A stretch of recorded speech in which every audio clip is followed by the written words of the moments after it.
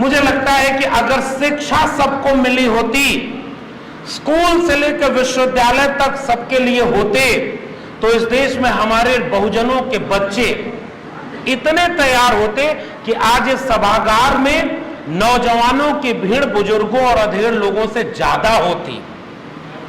हमारे बच्चे आज कहीं और हैं, और नई शिक्षा नीति के तहत अब इस देश में विश्वविद्यालय और स्कूली शिक्षा को पूरी तरह से तबाह कर दिया गया है। और आज इस मंच, जो एक वैचारिक मंच है, जो एक मिशन का मंच है, वहां इस बात को पूरा पुख्ता तरीके से उठाने की जरूरत है। आज इसे पूर्वांचल के इलाके में अभी राजनीतिक दलों के जब चुनाव प्रचार होंगे, करोड़ों की रैलियां होंगी, बड़े बड़े मंचों से बड़ा बड़ा झूठ बोला जाएगा, वहां भीड़ होती है। वैचारिक कार्यक्रमों में थोड़े से लोग होते हैं, लेकिन इस बात का इतिहास गवाह है। बाबा साहब तो एक थे ना, महात्मा फूले उस जमाने में एक थे ना, जिन्होंने घर से बगावत की कि मुझे दलित पिछड़े बच्चों को पढ़ाना है, मुझे इस पूरे इलाके से पाखंड को दूर करना है। आज हम उन्हें याद करते हैं। 200 साल बाद, 300 साल बाद, महात्मा कबीर तक जाएं तो 700 साल बाद, और तथागत बुद्ध तक जाएं तो हजारों साल बाद हम उन्हें याद करते हैं। वो लोग भी तो एक व्यक्ति थे ना, जो व्यक्ति से निकलकर विचार बन गए। और आज भी हम कहते हैं कि हमें बुद्ध का भारत बनाना है, हमें कबीर रैदास के सपनों का भारत बनाना है, फूले, अंबेडकर, पेरियार, लोहिया, कांशीराम के सपनों का भारत बनाना है, जिन्होंने बाम सेब का नाम दिया था। ठाकुर बाभन बनिया छोड़, बाकी सब हैं DS4। भाई ये तो तेवर था। आज हम कह रहे हैं तथागत बुद्ध के नारे बहुजन से हम सफर शुरू करते हैं और चले जाते हैं सर्वजन पर। समाजवाद की पृष्ठभूमि में दलित, पिछड़े, किसान, कामगार जातियों की बात थी ना, और वो समाजवाद कहां चला गया? तो आज तो जरूरत इस बात की है कि सच को लोगों के बीच बचाया जाए, और चुनाव की वो लाखों की भीड़, करोड़ों रुपए खर्च करके जो जुटाई जाएगी, मैं कहता हूं उससे ताकत ज्यादा इस छोटे से समुदाय में है, क्योंकि इनके पास विचार है, इनके पास दूरदृष्टि है, इनके पास स्वप्न है। उनके पास क्या है? वो तो भीड़ है, और जमहूरियत में भीड़ का बड़ा महत्व हो गया है। लेकिन मैं तो अभी इस मंच पर आकर के ऊर्जावान महसूस करता हूं कि ऐसे लोग जब पूर्वांचल में इस तरह से काम कर रहे हैं, तो ये वही पूर्वांचल की जमीन है जहां कभी हिंदू मुस्लिम के नाम पर दंगा नहीं होने की कोशिश कर, दंगे की कोशिश की गई। इसी मऊ गाजीपुर के इलाके में खूब कोशिश की गई, लेकिन कभी यहां के लोगों में नफरत नहीं थी, क्योंकि यहां के लोगों को यह बात पता थी, बेशक वो बाम सेब से ना जुड़े हो, बैकवर्ड माइनॉरिटी जो एम्प्लॉइज एसोसिएशन है, अगर सारे लोग उससे जुड़े नहीं हैं, लेकिन ये मानवर कांशीराम की जमीन तो है, लोहिया की जमीन तो है, यहां सांप्रदायिकता नहीं थी, और आज यहां पर सांप्रदायिक जहर बोया जा रहा है। किसके लिए? दलित, पिछड़े, आदिवासी घरों के नौजवानों के लिए बोया जा रहा है, क्योंकि उनके घर का बच्चा अगर वो अमित शाह का बेटा है तो जय शाह बन करके करोड़ों रुपए की कंपनी 1 साल में खड़ी कर लेगा, BCCI का चेयरमैन बन जाएगा। तो ये अमित शाह के बेटे को क्यों नहीं चिंता है कि हिंदू धर्म खतरे में, उसको बचाने जाना है? ये तमाम लोग जो नेता बने बैठे हैं, अंबानी और अडानी, ये सारे लोग किसके घरों के लोग हैं? इनके लिए हिंदू धर्म खतरे में नहीं होता है। और जब दलित, पिछड़े, आदिवासी लोग शिक्षा और रोजगार की बात करते हैं, जाति के नाम पर शोषण के खिलाफ खड़े होते हैं, फूले, अंबेडकर, पेरियार के सपनों का भारत बनाने की शुरुआत करते हैं, तो हिंदू धर्म खतरे में हो जाता है। ये कहते हैं रामलला हम आएंगे, मंदिर वहीं बनाएंगे। हमारे पुरखों ने मंदिर की लड़ाई नहीं लड़ी थी, हमारे पुरखों ने स्कूल से लेकर विश्वविद्यालय की लड़ाई लड़ी, हमारे पुरखों ने आत्मसम्मान, स्वाभिमान की लड़ाई लड़ी। हम तो पेरियार की विरासत के लोग हैं, उन्होंने आत्मसम्मान आंदोलन खड़ा किया। अच्छा, आप लोग बताइए, आप लोगों के घरों के आसपास अनगिनत मंदिर हैं कि नहीं है? ढेर सारे मंदिर हैं, गांव-गांव, सड़क चौराहे मंदिर बने हुए हैं। अगर उन मंदिरों से दलित, पिछड़े, आदिवासी घरों के बच्चों का कल्याण होना था तो आज तक हो जाना चाहिए था। आज भी सबसे ज्यादा गरीब किन तबके के लोग हैं? अशिक्षित किस तबके के लोग हैं, बेकार किस तबके के लोग हैं, बीमार किस, दवाई नहीं दे पाए। और इस कोरोना में सबसे ज्यादा पैदल चल करके लाखों लाख लोग जो हजारों किलोमीटर पैदल चल के आए, वो किनके घरों के लोग थे? ये सब किसान, कामगार, कमेरा जाति के लोग थे, ये बहुजन लोग थे। तो आज ये देश किसका है? जब पढ़ाई, सिंचाई और दवाई नहीं दे पाए तो ये किस बात का राष्ट्र है और किस बात का इसके ऊपर गर्व किया जाए? हमें तो आज ये संकल्प लेने की जरूरत है कि हमारा राष्ट्र बिरसा, फूले, अंबेडकर, पेरियार के सपनों का राष्ट्र होगा, तब हम कहेंगे कि यह संविधान के सपनों का राष्ट्र। तो सबसे पहली बात शिक्षा, दूसरी बात दवाई, दूसरी बात दवाई। अब स्वास्थ्य की सुविधा को भारत का संविधान देता है। बाबा साहब ने कहा कि डिग्निटी, लाइफ की डिग्निटी होनी चाहिए। हमें शिक्षा से वंचित कर दिया, हमें रोजगार से वंचित कर दिया, हमें बुनियादी स्वास्थ्य की सुविधाओं से वंचित कर दिया। स्कूल और अस्पताल की इमारतें जाकर देख लीजिए, वो इमारतें जितनी जर्जर है ना, उतना ही बहुजन समाज को जर्जर किया गया है। और इस देश में मुनाफा कुछ चंद लोगों के पास संकेंद्रित कर दिया गया है। और अभी हमारे दोस्त ने वो बात कही कि पूरे देश को अब उन लोगों के हाथों बेचा जा रहा है।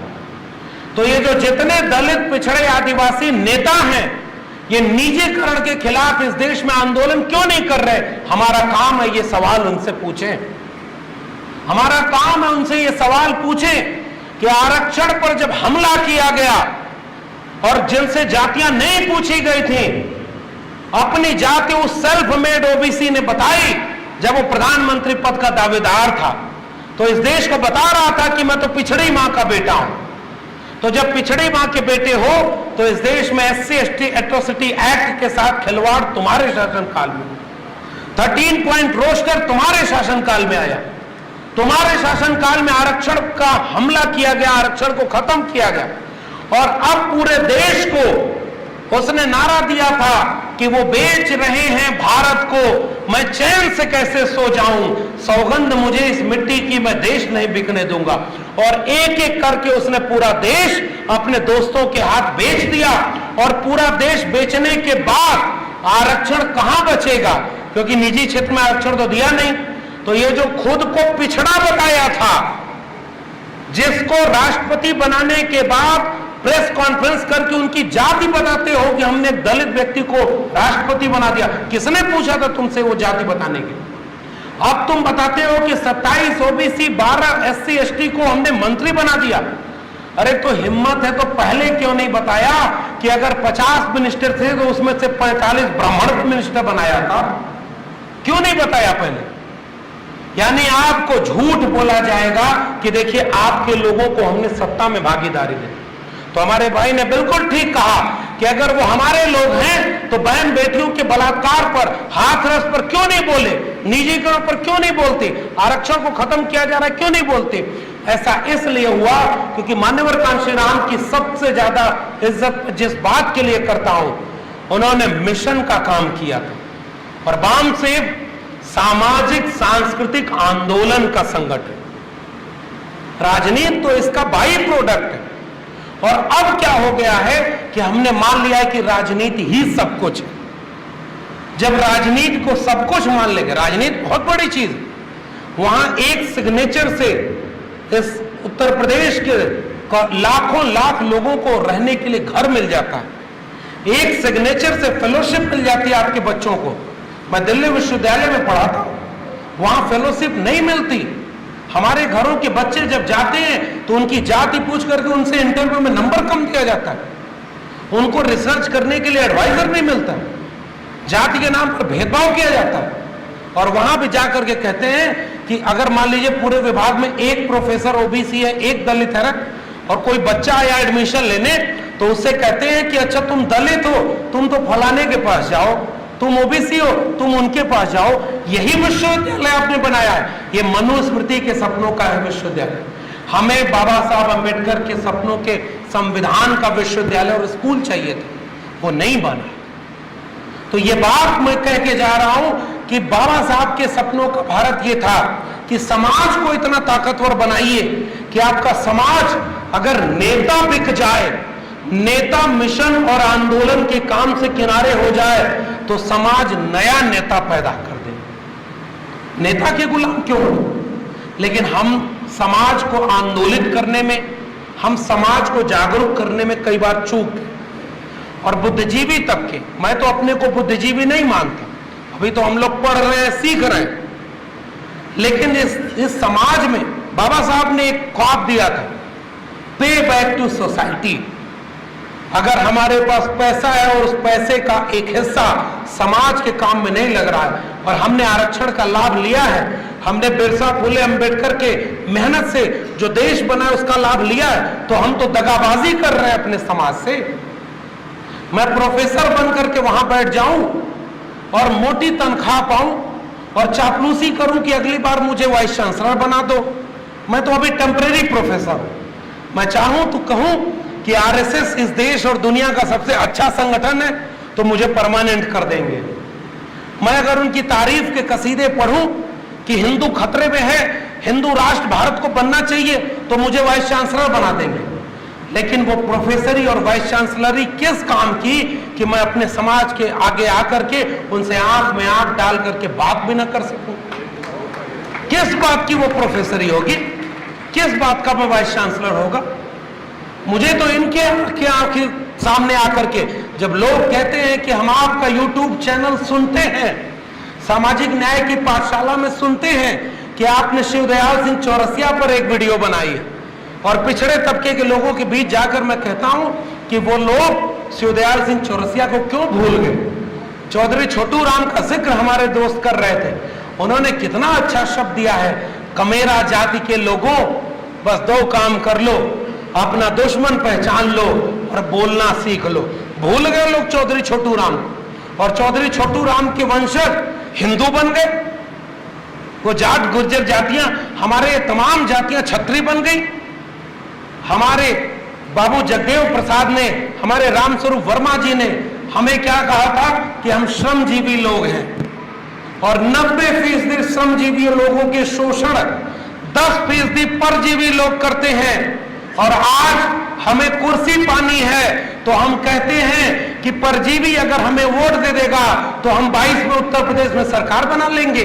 अरे 90% कमेरा श्रमजीवियों का वोट लेने में अगर आप नाकाम हो गए तो आप किस बात की राजनीति कर रहे हैं? ये 90% आपकी जनता थी, आपकी जनता आपसे नाराज हो गई क्योंकि आपने उनको भरोसा नहीं जीतने में सफलता हासिल की। तो मैं जब अपना काम करता हूं तो वो इसलिए कि मैं बाबा साहब के मंच पर आकर दमदारी से ये कह सकूं कि मैंने अपना जमीर किसी के सामने गिरवी नहीं रखा कि मुझे व्यक्तिगत लाभ मिल जाए, क्योंकि हम आज यहाँ हैं तो बिरसा फुले अंबेडकर और पेरियार की वजह से हैं, भारत के संविधान और मंडल कमीशन की वजह से हैं। इस बात को हम कबूल करते हैं। इसलिए मेरी जिम्मेदारी है कि मैं कल आजमगढ़ में एक सभा में बोल रहा था, वहां भी मैंने ये बात कही कि आपको पता ही नहीं चल रहा है कि नई शिक्षा नीति की आड़ में आपके बच्चों के भविष्य को हमेशा के लिए तबाह कर दिया गया। पूरे देश को अंबानी और अडानी के हाथों बेच करके बिरसा फुले अंबेडकर के सपनों की हत्या कर दी गई है। अब कहीं आरक्षण नहीं बचा है। आने वाली पीढ़ियां हमसे पूछेंगी कि हमारी शिक्षा बेच दी, हमारा रोजगार बेच दिया, हमारी जमीन किसानों की बेच दी, मजदूरों के ऐसे प्रावधान बना दिए कि मजदूर तो व्यवसायी का गुलाम बन गया है। तो न खेती बची, न किसानी बची, न शिक्षा बची, न दवाई बची, न रोजगार बचा। तो ये बाबा साहब अंबेडकर फूले पेरियार के सपनों के भारत बनाने वाली बात तो छोड़ दीजिए। आने वाली पीढ़ियां हमसे पूछेंगी कि तुम्हारे सामने ये सब हो रहा था, तुम क्या कर रहे थे? तो कम से कम हम ये कह सके कि हम बाम साहब के मंच पर खड़े होकर लोगों से अपील कर रहे थे कि जागिए, इससे पहले कि जागने की नौबत ही न बचे। केवल इसलिए हम आपके बीच में आए हैं। हमारी आवाज थोड़ी है, इस मंच पर थोड़े से लोग हैं, लेकिन फिर से मैं कह रहा हूं, भीड़ कभी भी वैचारिक आंदोलन में नहीं आती। वैचारिक आंदोलन में अगर एक व्यक्ति भी रीढ़ से तन कर खड़ा है तो वो लाखों की भीड़ पर भारी पड़ेगा। इसलिए आप उस तेवर के लोग हैं। अपने गांव में चलिए, मैं भी चलूंगा, मैं इसीलिए आया, मैं अमूमन बचता था, मेरी नौकरी छीन लेंगे, वो कहेंगे कि तुम कहां जाके भाषण दे रहे हो, और वो हिंदू धर्म के खिलाफ। अरे काहे का हिंदू धर्म? अगर पिछड़े वर्ग के लोग हिंदू थे तो 2020 में देश के 48 केंद्रीय विश्वविद्यालयों में केवल 9 प्रोफेसर ओबीसी के क्यों हैं?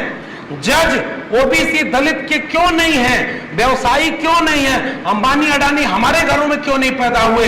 अगर सब हिंदू थे तो हमारा हक किसने छीना? तुम्हारी लक्ष्मी की देवी अगर धन की देवी थी तो दलित पिछड़े और अति पिछड़े के घरों में धन क्यों नहीं आया?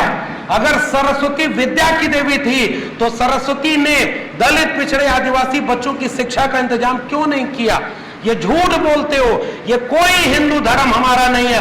हम सब किसान, कामगार, कमेरा जाति के लोग हैं, श्रमजीवी जाति के लोग हैं। हमें तुमने झूठ बोलकर केवल दंगा में इस्तेमाल किया है, मुसलमानों के खिलाफ इस्तेमाल किया है। आइए मुट्ठी बांधे और कहें कि पिछड़े वर्ग के लोगों से भी ये अपील करता हूं कि दलित बस्तियों के सामने खड़े हो जाओ कि पूरे गांव में एक भी दलित या अति पिछड़े के साथ कोई अन्याय नहीं होने देंगे। ये है आपकी जिम्मेदारी। अपने गांव के चौराहे पर खड़े होकर कहिए अपने इलाके में एक भी मुसलमान की लिंचिंग नहीं होने देंगे। यह है हमारी जिम्मेदारी। हमारे सपनों के भारत में मोहब्बत है और उसी मोहब्बत की वजह से मैं जाते जाते आपसे यही अपील कर रहा हूं कि हमारे पुर के शिक्षा के लिए लड़े, हमारे पुर के स्वाभिमान के लिए लड़े। अगर जाति जनगणना नहीं होती है तो इस देश में जनगणना नहीं होनी चाहिए, ये हम संकल्प लें। और जाति जनगणना क्यों? क्योंकि मैं तो कह रहा हूं दलितों और आदिवासियों की जनगणना होती है, लेकिन मैं तो गर्व से कह सकता हूं ना कि जब SC ST atrocity prevention act के खिलाफ जब छेड़खानी हुई तो इस देश का पिछड़ा समाज पहली बार दलित समाज के साथ सड़क पर खड़ा था। यह एक ताकत की बात थी। रोस्टर जब छीना गया, 13 पॉइंट रोस्टर आया तो दलित, पिछड़े, आदिवासी, पसमानदा एक साथ मुट्ठी बांध करके सड़कों पर खड़े होकर के 2 बार इस 56 इंच की सरकार को झुकने पर मजबूर किए, SC ST एट्रोसिटी एक्ट पर और 13 पॉइंट रोस्टर पर। यह हमारी ताकत। और उसके बाद जब नीट में ओबीसी आरक्षण नहीं था तो इस देश के दलितों ने आवाज उठाई कि ओबीसी को नीट में आरक्षण देना चाहिए। यह हमारा भारत। और आज मैं जाति जनगणना के सवाल पर बुलंदी से कह के जा रहा हूं कि जाति जनगणना का सवाल तो दलितों और आदिवासियों का नहीं है ना, उनकी तो गिनती होती है, लेकिन इस देश का एक जागरूक बाबा साहब को मानने वाला दलित आज आप कहीं भी उससे पूछ कर देखिएगा, वो कहेगा कि जाति जनगणना होनी चाहिए, हम उसके लिए लड़ रहे हैं। ये हमारी ताकत। जाति जनगणना के लिए बोलने वाले लोग सब लोग हैं और जाति जनगणना का मकसद केवल ये है, वो कह रहे हैं कि हम नहीं करेंगे जाति जनगणना, हम नहीं बताएंगे पिछड़ों की आबादी कितनी है, हम तो कह रहे हैं हम तुमसे कहेंगे आखिरी दम तक कि तुमको बताना पड़ेगा। अगर नहीं बताना है तो एक काम कर दो, इस देश में सवर्णों की आबादी कितनी है यही गिनती करा लो। कितने % सवर्ण है, कितने उनके पास शिक्षा है, कितना नौकरी है, कितना व्यवसाय है, कितना क्या है, और फिर ये पता चले कि 3% लोगों ने 90% इस देश को अपना कब्जा कर रखा है। सत्ता संसाधन में हिस्सेदारी कहां है हमारी? तो हमारे लोग शिक्षा के लिए लड़े, हमारे लोग जमीन के लिए लड़े, हमारे लोग किसानी के लिए लड़े, हमारे लोग आत्मसम्मान के लिए लड़े, अपने वजूद के लिए लड़े, और हम हिंदू धर्म के लिए लड़ेंगे? कदापि नहीं। हम बाबा साहब के संविधान और मंडल कमीशन की रिपोर्ट, मैं तो लोगों के बीच जाकर पूरे दिलेरी से कहता हूं कि बाबा साहब के संविधान ने हमें बोलने की ताकत दी और मंडल कमीशन की रिपोर्ट ने आंख दिखाने की हिम्मत दी। ये हमारी ताकत है। तो हमारे घरों में रामचरितमानस, गीता, बाइबिल को किनारे करने की जरूरत है, संविधान और मंडल कमीशन की रिपोर्ट को सामने रखने की जरूरत है। शिक्षा, रोजगार, व्यवसाय और इस देश की संपत्ति में हमारी हिस्सेदारी, ये हमारे सवाल हैं। इस पर बामसेफ लगातार लड़ रहा है। मैं इनके पिछले कार्यक्रम में हरियाणा में भी गया था और हमारे सम्मानित सर वहां पे थे। मैं बहुत खुशी और एहतराम के साथ कह रहा हूं कि आप सबको सैल्यूट कर रहा हूं कि आप वो लोग हैं जिनमें संभावना है राष्ट्रीय स्वयंसेवक संघ का विकल्प और उससे ज्यादा अच्छा विकल्प बनने की।